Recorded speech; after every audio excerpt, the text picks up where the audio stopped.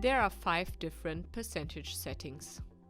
We start with percentage of column total to display market share total, and in the market segments taking the contrary. With percent of row total, show how many of the Audi new racks are allocated to the private market. The associate settings, row and column percentage of the subtotal, show the same. It changed with the addition of another data depth to display, for example, the model market share in between all brands' registrations. The 5th and last percentage setting is percentage of grand total, which takes all figures into account and gives out the portion of the single item in ratio to the total sum.